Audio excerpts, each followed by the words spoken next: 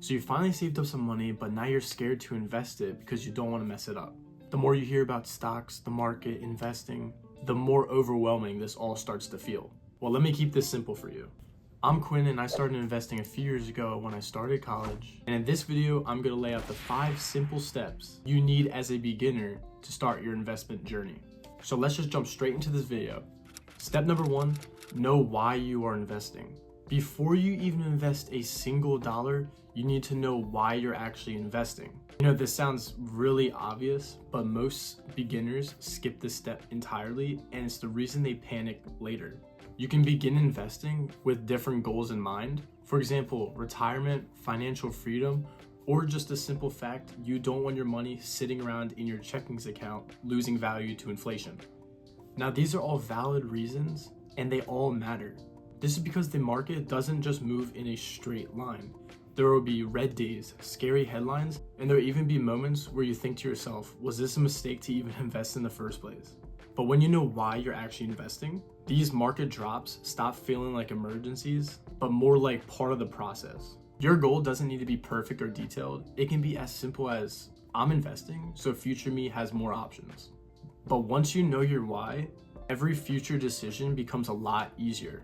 So step number 2, you want to have a small emergency fund.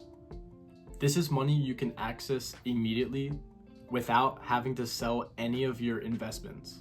Beginners often make a mistake where they'll just invest any cash they have laying around without having any backup money on hand. Because if there's a market drop, but you also need cash and you're forced to sell your investments, that is the worst possible time to sell. You never want to sell on a market drop. So having a small emergency fund, even if it's just a little cushion, is super beneficial to starting to invest. Peace of mind doesn't just protect your money, it makes you a better investor.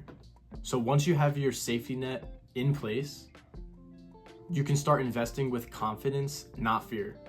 So step number 3, you want to open up your investment portfolio. Now, as a beginner, you generally have 2 options. You can make an individual brokerage account or you can make a Roth IRA.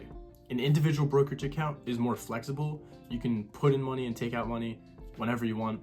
Whereas a Roth IRA gives you a huge tax advantage when you retire. Now, if you qualify for a Roth IRA, it is a huge advantage to you early on. As a college student, a Roth IRA is a perfect account to just start investing in, especially if your goal is retirement. However, it doesn't really matter opening the perfect account as long as you actually just open one. So once you have your account set up, it's ready to start investing. So step number 4, what should you actually invest in? Now, this is probably the most overwhelming part of the entire investment process. There are many companies that you can choose from. It is definitely overwhelming at first, but you can just keep this simple. Especially as a beginner, you can take out all anxiety from investing by just simply putting your money into an ETF or an index fund. I'll put up a list right here, but essentially what you're doing is instead of investing in one single company, you're investing in the entire market. Investing in ETFs and index funds is probably the safest thing you can do. So as a beginner, take out all the anxiety and just start putting your money into ETFs at first. This spreads risk automatically and removes a ton of stress from you. So just keep it simple. Boring investing is usually the better investing anyway. So once you understand this, the last step, step 5, is to just stay consistent. Stick with it. One of the biggest mistakes beginners make isn't choosing the wrong investment. It's simply giving up. Markets go up, markets go down. That's completely normal. Trying to time the market or react to headlines will hurt long-term growth. What actually builds your wealth is consistency.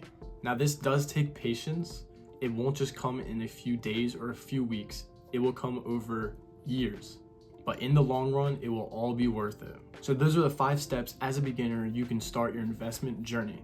If this video helped you at all, please consider subscribing. With this channel, I want to teach you step by step how to start your investment journey the right way. So if you made it this far, comment down below, why are you investing? What is your ultimate goal? I read every single comment and I'll respond to yours. So with all that said, thank you so much for watching. I'll see you in the next one. Quinn out.